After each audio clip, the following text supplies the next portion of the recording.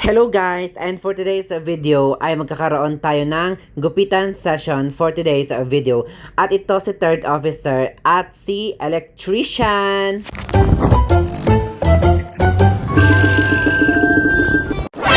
So, ayun na nga mga ka-etusera, kasama ko ngayon si third officer and si electrician cadet for today's video.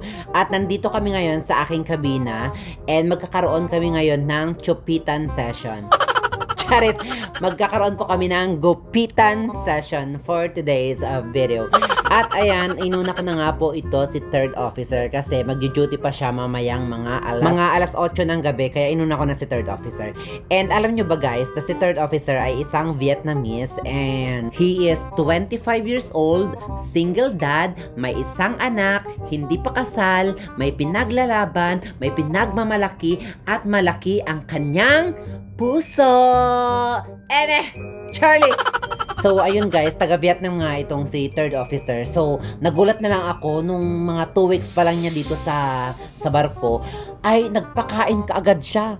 Oo, tama po, nagpapakain din po yung mga Vietnamese. Akala nyo yung mga Pinoy lang yun ang mga nagpapakain? Hindi po, nagpapakain din po sila. Totoo po, tama po yung narinig ninyo. Nagpakain po siya, may mga dala po kasi siyang mga noodles galing sa kanilang lugar. So, pinatikim niya po sa amin yung special na noodles na gawa daw po ng nanay niya. So, ayun guys, napakasarap ng gawa ng nanay niya and ayun, na-try namin siya. Eh, nakalimutan ko nga lang na kuhanan ng video. So, napakasarap and ang mahilig din po sila sa mga maanghang. At sana, matikman din ni third officer yung aking bibingka na mausok-usok at mainit-init at nagbabagang bibingka ko. Charlie! Kaya mga ka-etusero, kayo mag-isip dyan kung ano yung mga inaiisip yung nagpakain siya. Charlie! And alam nyo ba guys, and sabi niya sa akin kung pupunta daw ako ng Vietnam and kung matimingan na nandun daw siya, ang sabi niya sa akin ay ipupunta niya raw ako dun sa maraming buhaya. Ipakain daw niya ako. Charlie! Lang. Sabi niya, nung bata daw siya ay ang nagugupit daw sa kanya ay yung nanay niya. So, anong paki natin, di ba? Charlie! And ayun guys, habang ginugupitan ko siya, parang gusto ko siyang ihag. Charlie! And alam niyo ba guys, itong si third officer is, yung dumating siya dito sa barko, ay mataba pa siya.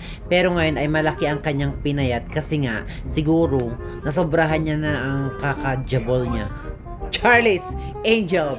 So ayun, habang ginugupitan ko siya, sabi ko sa kanila na manood muna sila ng movie. So binuksan ko yung aking desktop and ang napili ko is wala naman akong ibang mga movie dito. So Viva Max lang. And sabi ko sa kanya, hindi mo ba alam na yung Viva Max ay very popular sa Pilipinas? And ayan, panoorin mo siya.